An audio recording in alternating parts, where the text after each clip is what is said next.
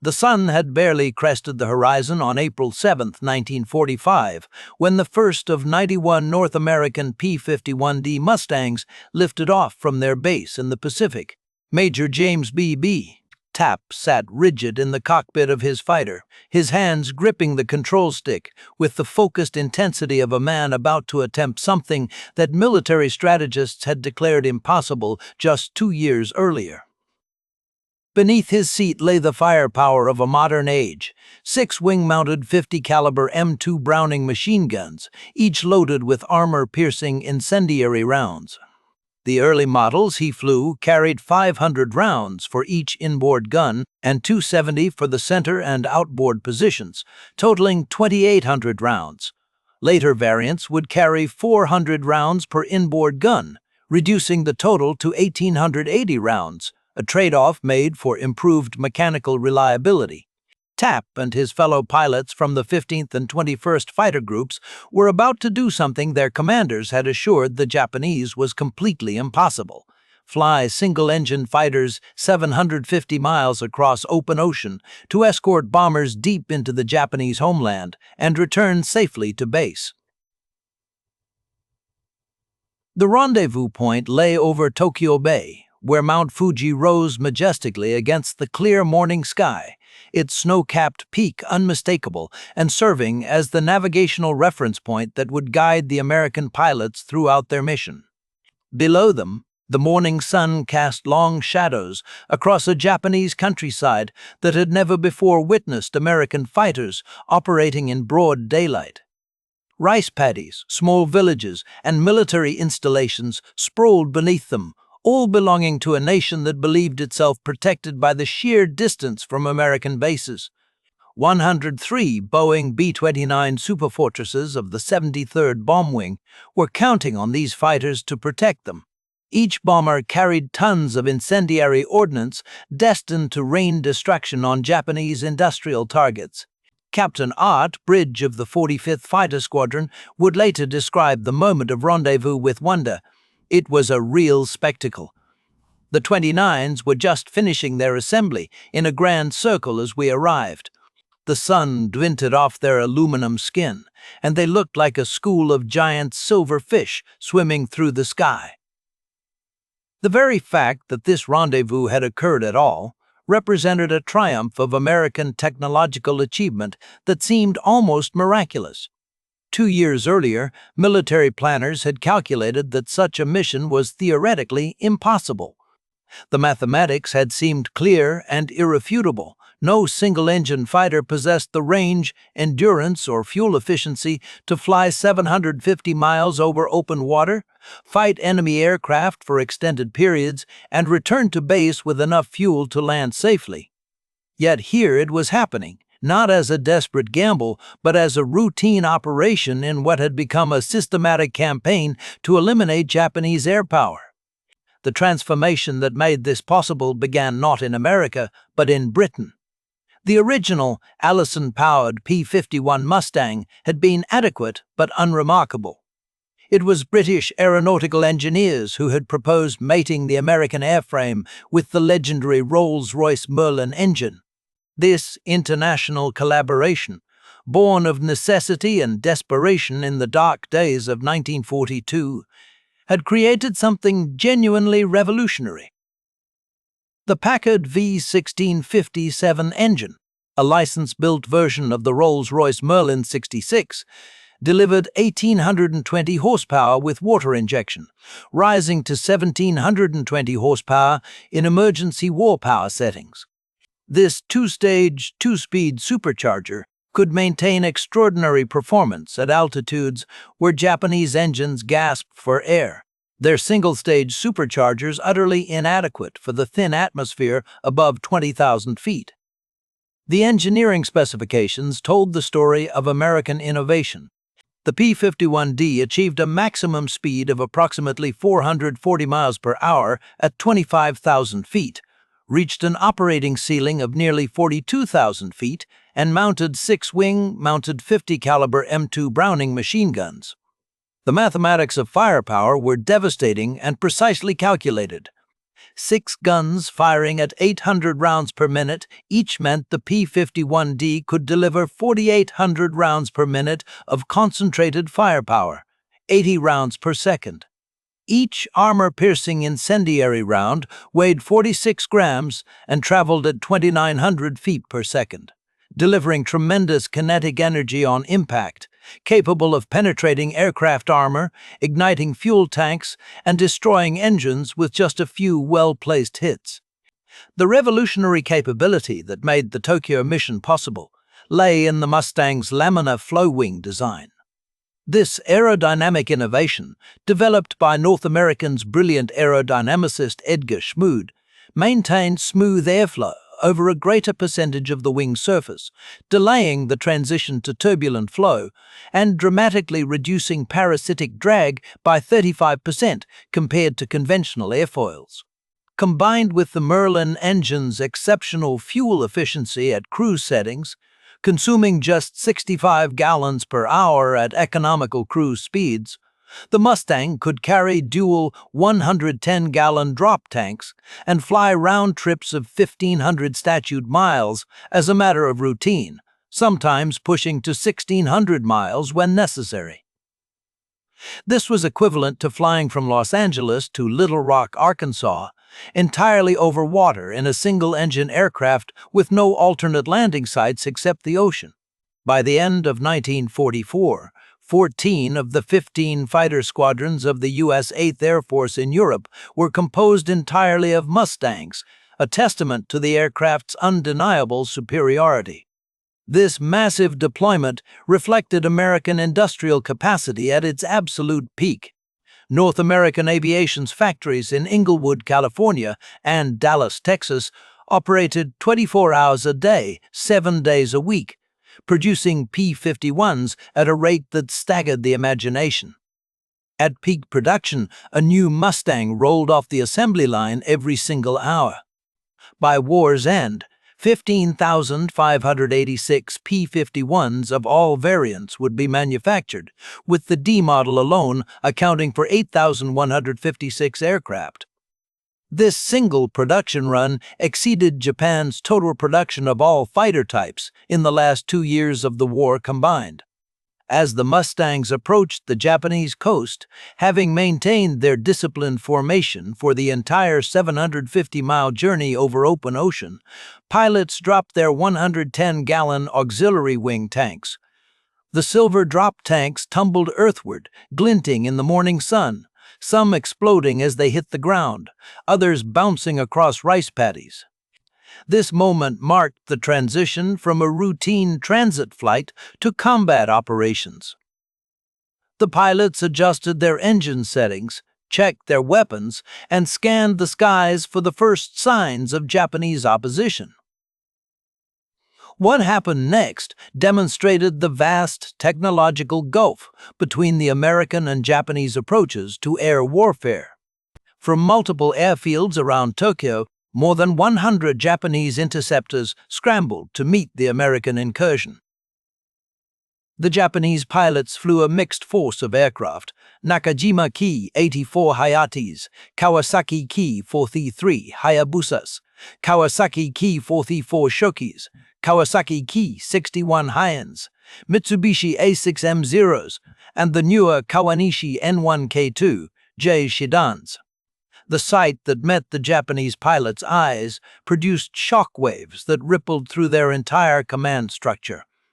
These were not carrier-based Navy fighters with limited range, but land-based Army Air Force fighters that had somehow crossed 750 miles of open ocean to appear over the imperial capital itself. The psychological impact was immediate and devastating. Flight Sergeant Totani Mizu, flying a Ki-84 with the 56th Sentai, later recalled his disbelief in words that captured the moment perfectly. "When we were scrambled, we were told enemy fighters were approaching Tokyo. We thought it must be a mistake. Perhaps they meant enemy bombers. When I saw the Mustangs with my own eyes, I thought I was dreaming. It was impossible. Our commanders had assured us that no American fighter could reach Japan from their island bases. Yet there they were, dozens of them, flying as if they owned our sky. In that moment, I knew the war was truly lost. The Nakajima Ki-84 Hayate, which the Allies designated as Frank, had entered operational service with the Imperial Japanese Army Air Service in June 1944, too late and in too few numbers to affect the war's outcome. Named Gale in Japanese, this fighter represented Japan's desperate attempt to match American technological superiority with whatever resources remained to an embattled empire.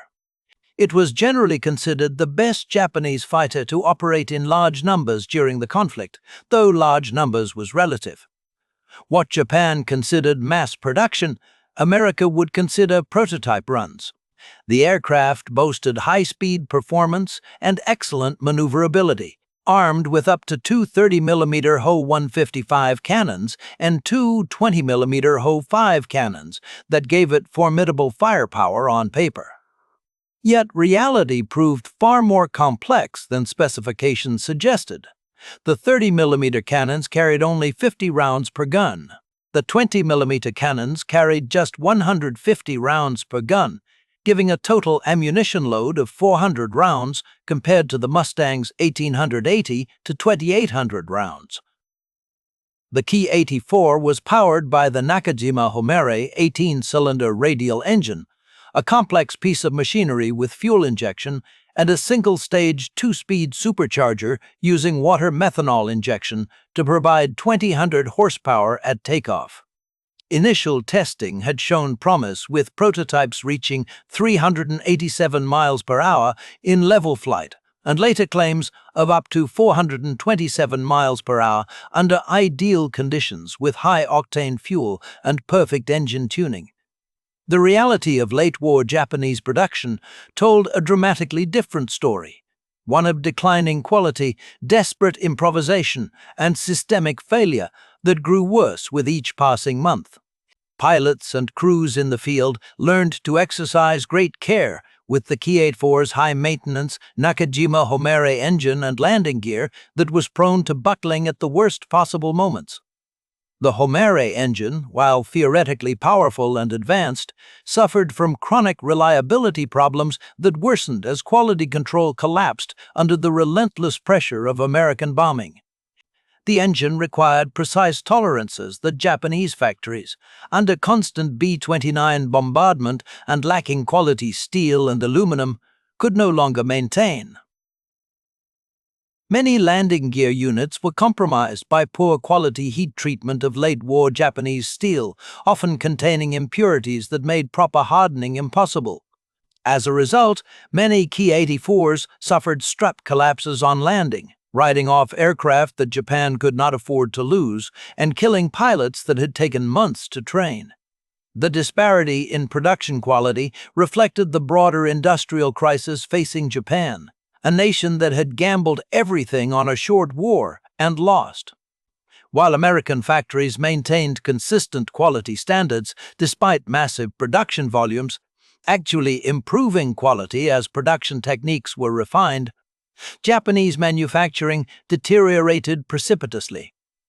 Progressive deterioration in quality control meant that pilots never knew how individual aircraft would perform, whether the brakes would work reliably, whether the engine would hold together at high power settings, and even whether they would be able to climb high enough to intercept B-29 Superfortresses cruising at 30,000 feet. By 1945, Japan had produced only 3,514 Ki-84s total, and many of these were grounded due to lack of spare parts, fuel, or qualified pilots. Of those that were operational, perhaps half could be considered truly combat-ready at any given moment. The fuel situation alone revealed the strategic catastrophe facing Japan, a nation that had gone to war partly to secure oil resources.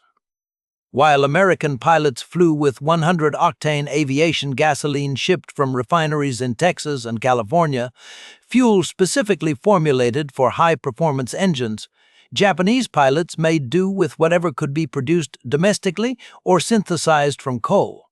Late-war Japanese aviation fuel often tested at 87 octane or lower, sometimes as low as 80 octane, robbing engines of power and causing pre-ignition that destroyed cylinders, pistons, and valves.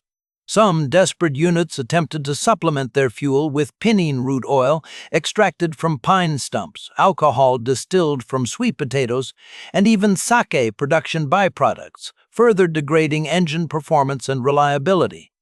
Pilots reported engines that would barely start, ran rough at all power settings, and often failed catastrophically in flight.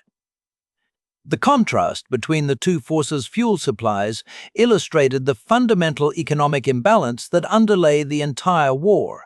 Each P-51 mission from Iwo Jima involved nearly 100 Mustangs consuming 57,000 gallons of high-octane fuel and carrying 230,000 rounds of .50 caliber ammunition, plus bombs and rockets for ground attack missions.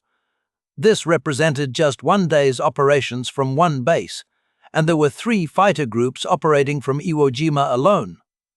Behind this stood a supply chain stretching back to factories in Detroit, refineries in Texas, and ammunition plants in Missouri, all connected by Liberty ships produced at a rate of 3 per day and C-54 Skymaster transport aircraft that flew regular cargo routes across the Pacific. Ships arrived at Iwo Jima daily, unloading fuel, ammunition, spare parts, food, mail, and the 1,000 other items needed to keep a modern air force operational. Meanwhile, Japanese logistics had collapsed into chaos and desperation. Aviation fuel was so scarce that training flights were cancelled, leaving new pilots to face combat with no recent flying experience. Ammunition was rationed even for combat missions, with pilots told to conserve rounds for only the most certain shots. The Japanese Navy and Army Air Forces, never well coordinated even in the best of times, now competed desperately for dwindling resources like starving dogs fighting over scraps. Aircraft were cannibalized for spare parts until they were nothing but aluminum skeletons, and entire fighter groups were grounded for lack of tires, spark plugs, or hydraulic fluid. The training pipeline revealed the chasm between American and Japanese capabilities. American pilots arriving at Iwo Jima typically had 400 to 600 hours of flight time, including 100-plus hours in type, dozens of hours of gunnery practice, and extensive combat training against experienced instructors flying captured enemy aircraft or accurate simulations. They had practiced formation flying until it was second nature, instrument navigation in all weather conditions, deflection shooting at towed targets, and combat tactics developed from 3 years of air warfare experience. Japanese pilots in 1945 often had less than 100 hours total time, sometimes as little as 30 hours, with minimal gunnery practice due to ammunition shortages, no instrument training, and combat tactics learned from manuals rather than experienced instructors who were all dead or flying combat missions themselves. The navigation challenge alone separated the capable from the doomed. Flying single-engine fighters on 1,500-mile round trips over a vast ocean with minimal navigation aids required a confidence born of experience and trust in both machine and support systems. American pilots flew with detailed weather briefings compiled from submarine weather reports and reconnaissance flights, accurate maps updated from photo reconnaissance, and functioning instruments manufactured to precise specifications. They had rescue submarines stationed along their route, lifeguard submarines that saved dozens of downed airmen, and could rely on Dumbo PBY Catalina flying boats to rescue them if forced down. Japanese pilots increasingly flew with outdated maps that didn't show recent bomb damage, unreliable compasses that hadn't been properly calibrated, and no hope of rescue if downed over water. Their life rafts, if they had them at all, often leaked, and their emergency rations had usually been consumed during food shortages on the ground. The magnetic variation between Iwo Jima and Tokyo in 1945 was 3 degrees west, And since Tokyo lay between the 139th and 40th meridians, while Iwo Jima was between the 141st and 42 end, navigation was simplified to basic compass headings for the return flight. This geographic coincidence proved crucial when weather deteriorated or pilots became disoriented in combat, their compasses spinning wildly as they maneuvered. A pilot could simply fly south-southeast and know he would eventually see Iwo Jima's distinctive Mount Suribachi rising from the ocean, assuming he had enough fuel. Major Tapp's combat report, written hours after the mission, described the engagement with clinical precision. They came at us in the traditional three-plane shot formation, but their coordination was poor. The flight leader would commit to an attack, but his wingmen often failed to follow through. They seemed hesitant, perhaps low on fuel or ammunition, or simply inexperienced. We dove through them with a 100-mile-per-hour speed advantage, fired quick bursts, and soon climbed back to altitude before they could react. This breakdown in Japanese tactical coordination reflected the crisis in pilot training that had reached catastrophic proportions. By 1945, most experienced Japanese pilots were dead, killed over the Solomons, New Guinea, the Philippines, or in the Marianas Turkey Shoot. Replacements received as little as 50 hours of flight training before being thrown into combat, compared to the 600 hours American pilots received before deploying to combat theaters. When the smoke cleared and the Mustangs returned to their Iwo Jima base, the Sunsetters of 7th Fighter Command were credited with 26 Japanese planes destroyed, 1 probable, and 5 damaged at a cost of 2 P-51s and 1 pilot. The 13-to-1 kill ratio on this first mission would only improve as American pilots gained experience over Japan and Japanese pilot quality continued to deteriorate. Within weeks, kill ratios of 20-to-1 or even 30-to-1 would become common, reflecting not just American superiority but Japanese desperation. The performance differential between the aircraft became starkly apparent in combat, particularly in the vertical dimension where air combat was increasingly fought.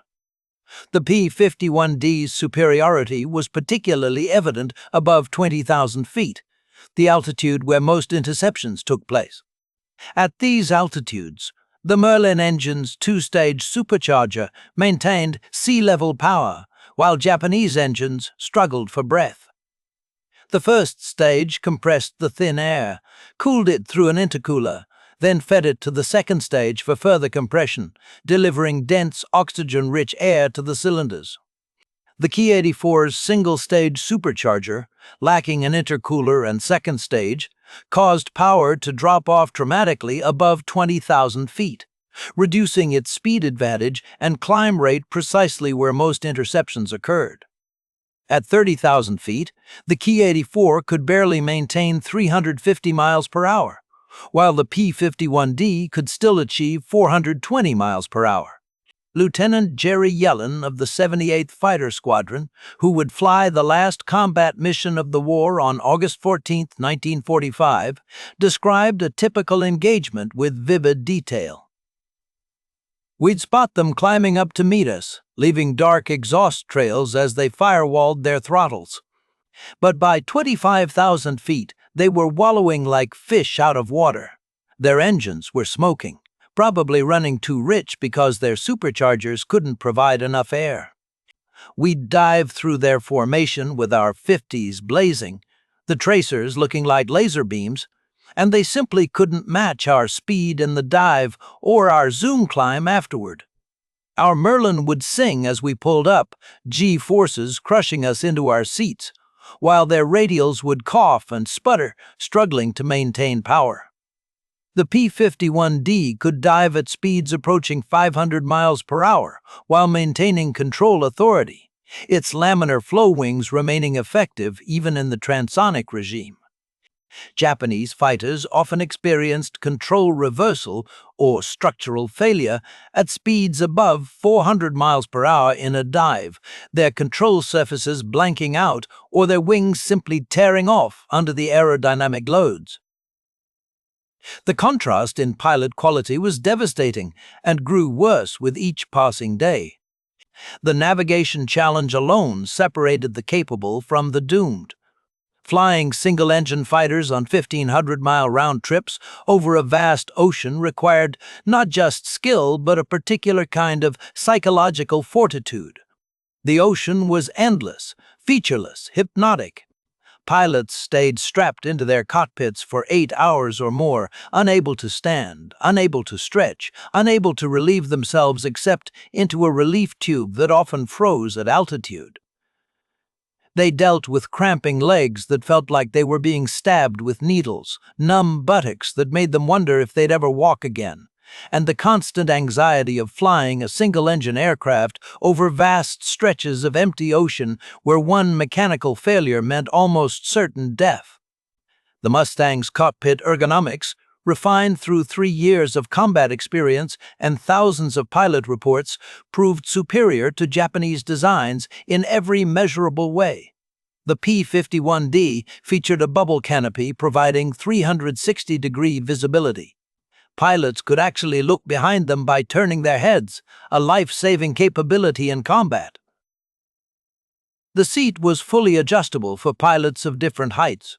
The rudder pedals could be moved to accommodate different leg lengths, and controls were positioned for minimum pilot fatigue during long missions. The instrument panel was logically arranged with the most important instruments: airspeed, altitude, engine gauges, directly in the pilot's line of sight.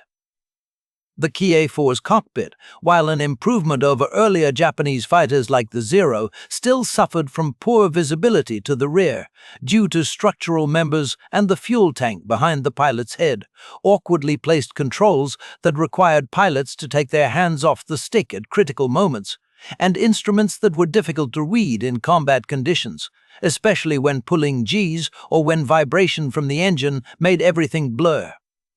Armament differences proved decisive in combat outcomes, often determining who lived and who died in the split-second encounters that characterized air combat.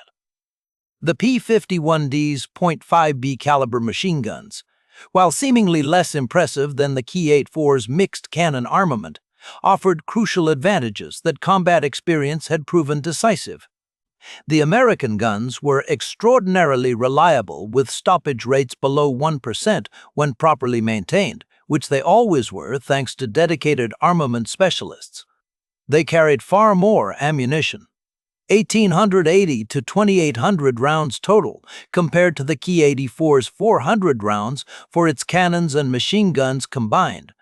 This meant American pilots could afford to take ranging shots, could engage multiple targets, and didn't have to worry about running out of ammunition after a few seconds of firing. The ballistics of the .50 caliber rounds were so well understood that American pilots could reliably engage targets at 400 yards.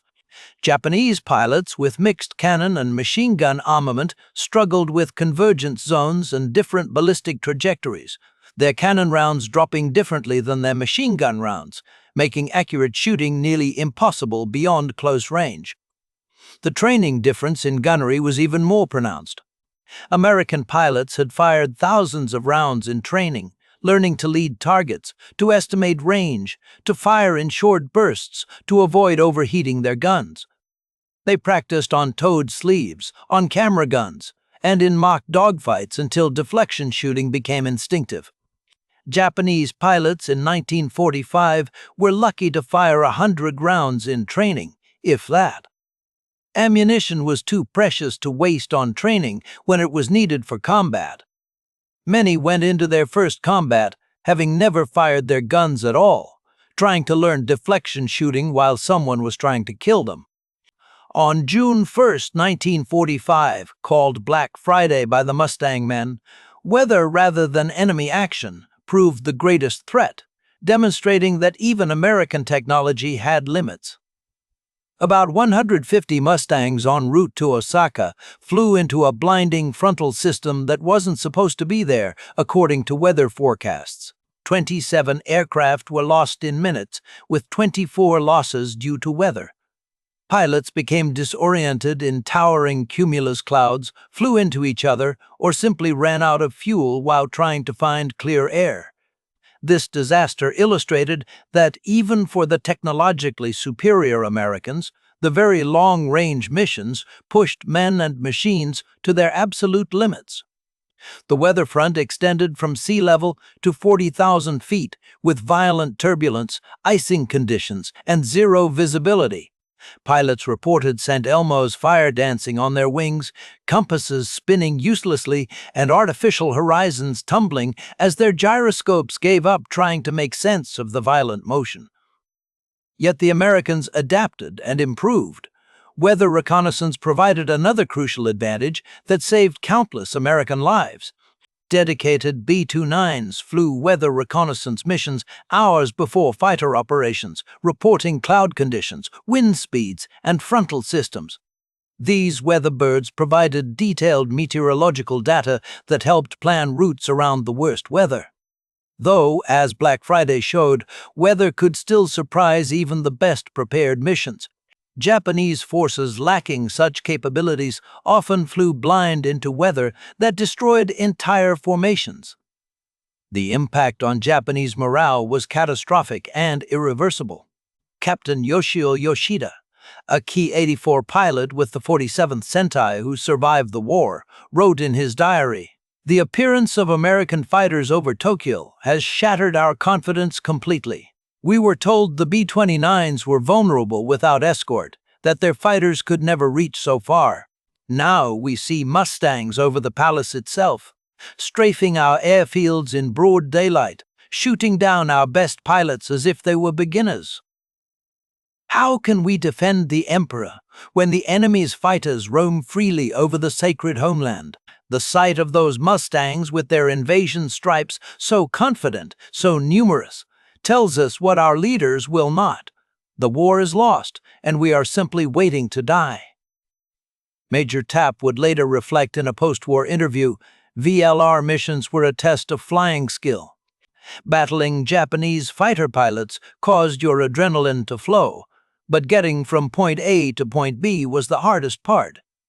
The ocean was endless, featureless, hypnotic. You'd check your compass constantly, wondering if it was wrong, if you'd somehow gotten turned around. The physical and mental strain was enormous and cumulative." The American ability to predict and avoid weather fronts reduced operational losses significantly.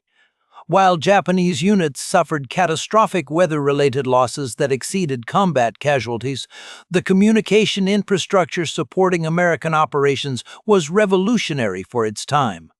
High-frequency radio beacons transmitted from submarines and island bases. Submarine-based rescue coordination could vector search aircraft to downed pilots, and real-time weather updates created a safety network that gave pilots confidence to push the extreme range capabilities of their aircraft. The psychological value of knowing that if you went down, someone would come looking for you cannot be overstated. Japanese pilots, often flying with no working radio and no hope of rescue if forced down, faced each mission with fatalistic acceptance of probable death. Their farewell ceremonies before missions were literal. They expected never to return. Lieutenant Colonel John R. Morgan of the 457th Fighter Squadron conducted several photo reconnaissance missions over Japan in a specially modified P-51D with cameras in place of guns. His reports revealed the extent of Japanese aviation collapse.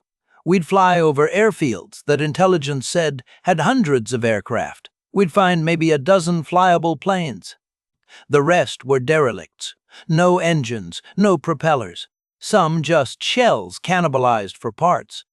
They'd push Zeros around to make it look like they had more operational aircraft for our photo interpreters, but we could tell the difference between a real airplane and a Hulk.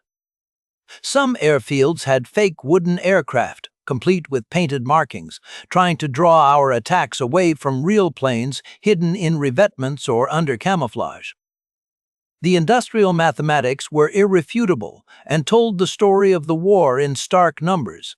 The United States produced 15,586 P-51s of all variants during the war, more than Japan's total production of all aircraft types in 1944 and 1945 combined. Japan managed to produce approximately 3,500 Ki-84s, but many were destroyed on the ground by B-29 raids and carrier strikes, lost in training accidents due to poor quality control, or grounded for lack of parts. American production lines were hitting their stride, just as Japanese production collapsed. North American Aviation alone was producing 20 P-51s per day at peak production, more than Japan produced Ki-84s in a month. Each American aircraft was essentially identical with interchangeable parts, while Japanese aircraft varied wildly in quality and performance, even within the same production batch. The training pipeline told a similar story of overwhelming American advantage. By 1945, the United States was training 30,000 pilots annually, each receiving 200 to 300 hours of flight instruction before advanced fighter training, then another 100 hours of combat training. Japan's pilot training program had essentially collapsed, with new pilots receiving perhaps 50 hours before being sent to operational units, often much less. The mathematics of attrition were inexorable. America could replace losses while maintaining quality. Japan could not replace losses even with dramatically reduced standards. For every pilot Japan trained, America trained 10, and the American pilots were far better prepared. Fuel consumption revealed the strategic endgame in stark detail. Each P-51 mission from Iwo Jima consumed approximately 600 gallons of 100-octane fuel per aircraft, internal fuel plus drop tanks. With 100 aircraft per mission and daily operations, this meant 60,000 gallons per day for one fighter group alone. American tankers delivered millions of gallons monthly to Pacific bases, a river of fuel flowing across the Pacific. Japan, meanwhile, was attempting to extract aviation fuel from pine roots, requiring 200 pine stumps to produce 1 gallon of barely usable fuel, and converting training aircraft to kamikaze weapons because they lacked fuel for conventional operations. By August 1945, Japan had less than 200,000 gallons of aviation fuel remaining in the home islands, enough for perhaps one major operation. The technological revolution, represented by the P-51D, went beyond mere performance statistics to embody an entire philosophy of warfare. The aircraft embodied American industrial philosophy, mass production with quality control, standardization across manufacturers, and continuous improvement based on combat feedback. Every P-51D that rolled off the production line was essentially identical with interchangeable parts and predictable performance. A pilot could climb into any P-51D and know exactly how it would fly, exactly where every switch and instrument would be. Japanese aircraft, increasingly hand-built with variable quality materials and substitute components, showed wide performance variations even within the same production batch. One Ki-84 might be capable of 400 miles per hour, while another from the same factory might struggle to exceed 350 miles per hour due to manufacturing variations. Brigadier General Ernest M. Moore, commander of 7th Fighter Command, would later write, "I don't believe there is any question about the P-51 being the best prop fighter of World War II. It was our top air fighter and hence best for escort missions and equal to the P-47 as an attacker against ground targets." This assessment reflected not just the aircraft's performance, but its reliability, maintainability, and adaptability to the extreme demands of very long-range operations. The P-51 could be refueled and rearmed in 30 minutes, could fly twice a day if needed, and could operate from rough coral runways that would have destroyed more delicate aircraft. The maintenance statistics were telling and revealed another dimension of American superiority. P-51Ds at Iwo Jima maintained an operational rate above 80%, despite the harsh conditions. Volcanic dust that got into everything, salt air that corroded aluminum, and minimal facilities that meant most maintenance was performed outdoors. Ground crews could perform engine changes in 4 hours using mobile cranes and standardized procedures. And battle damage that would ground a Japanese fighter for weeks could be repaired overnight using prefabricated parts flown in from the States. The Ki-84, even when fuel and ammunition were available, suffered from serviceability rates below 40%, sometimes as low as 20%. The complex home array engine required specialized tools that often didn't exist. Trained technicians who were mostly dead or drafted into combat units, and spare parts that had to be hand-fitted because manufacturing tolerances were so poor. The Sunsetter's last aerial combat occurred near Tokyo on August 10, 1945, when the 15th and 56th Fighter Groups claimed 7 kills in what would be one of the last air battles of World War II. By this point, Japanese resistance had become almost token, a shadow of the force that had once swept across the Pacific. Fuel shortages meant most Japanese fighters were grounded, their tanks drained to provide fuel for kamikaze aircraft. Those that did fly were often piloted by teenagers with minimal training, boys who had been in high school just months before. In all, Iwo Jima's Mustangs were credited with 206 Japanese airplanes shot down between April and August 1945, 75% of the Pacific P-51 aerial victories. The actual number was probably higher, as many Japanese aircraft shot down over Japan were never confirmed, their wreckage lost in forests or urban areas. The strategic impact extended far beyond aerial victories to reshape the entire Pacific War. The presence of P-51s over Japan meant B-29s could bomb in daylight with greater accuracy, systematically destroying Japan's industrial infrastructure. Japanese industrial production, already crippled by material shortages and B-29 raids, ground to a halt under precision daylight bombing. The psychological effect was equally devastating. Japanese civilians could see American fighters strafing airfields in broad daylight, shooting up trains, attacking shipping in Tokyo Bay, making clear that Japan had lost control of its own airspace.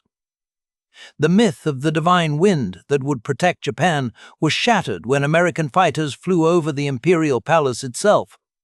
Captain Harry Krim, Jr., of the 531st Fighter Squadron, who would become an ace over Japan with 7 victories, observed the strategic reality with brutal clarity. We owned the sky over Japan.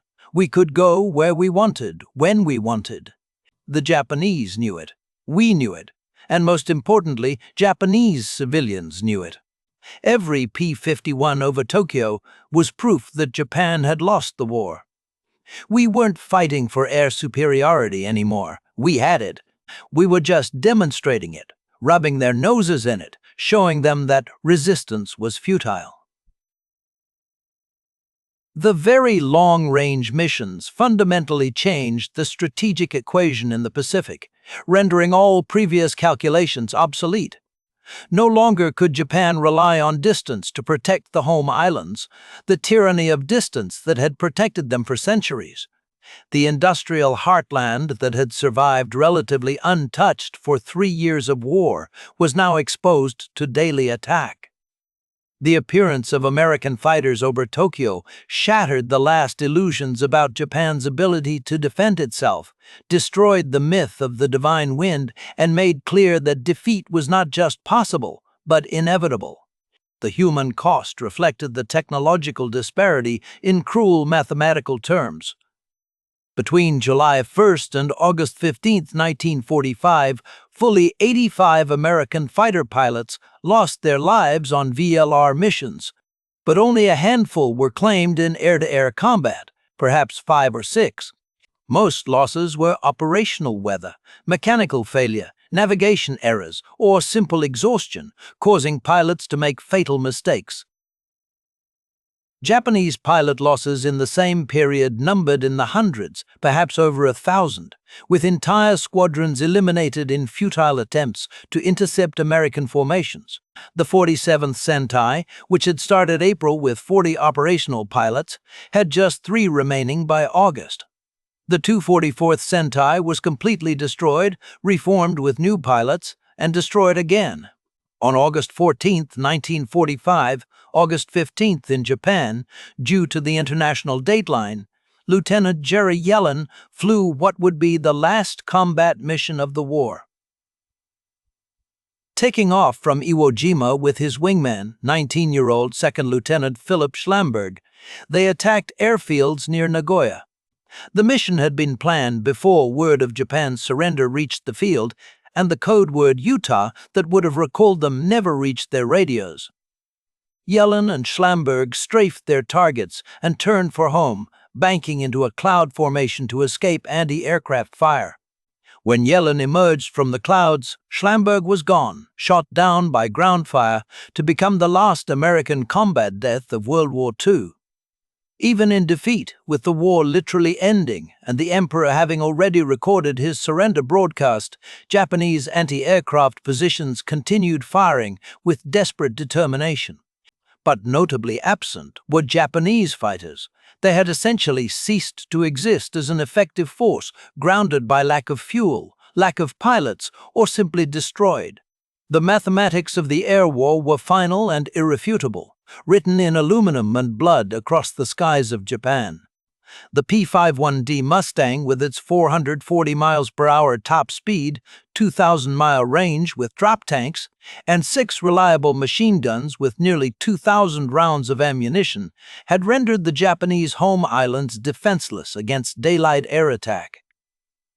The Ki-84 Hayate, despite its theoretical capabilities and the courage of its pilots, never had the numbers, reliability, or pilot quality to mount an effective defense. It was not a contest between equals, but a foregone conclusion, the result determined by factories in Detroit and oil wells in Texas, as much as by combat over Tokyo. American industrial might, expressed through the magnificent P-51 Mustang, had achieved what naval blockade and island hopping could not: the complete elimination of Japan's ability to defend its airspace. The B-29s that dropped atomic bombs on Hiroshima and Nagasaki flew without fighter escort, not because none was available, but because none was needed. Japanese fighter opposition had been swept from the skies, crushed by the overwhelming superiority of American technology, training, and production. Out of 3,514 Ki-84s built, only one survives today. It sits in the Kiran Peace Museum in Kagoshima, Japan, a solitary reminder of Japan's desperate attempt to match American technological superiority. Meanwhile, hundreds of P-51 Mustangs survive in museums and private collections worldwide. Many still fly at air shows, their Merlin engines singing the song of American industrial triumph 7 decades after they first appeared in the skies over Tokyo. The disparity in surviving aircraft tells its own story. American aircraft were built to last, maintained with care, and valued as historical artifacts. Japanese aircraft were built for immediate use, expected to be destroyed in combat, and treated as expendable.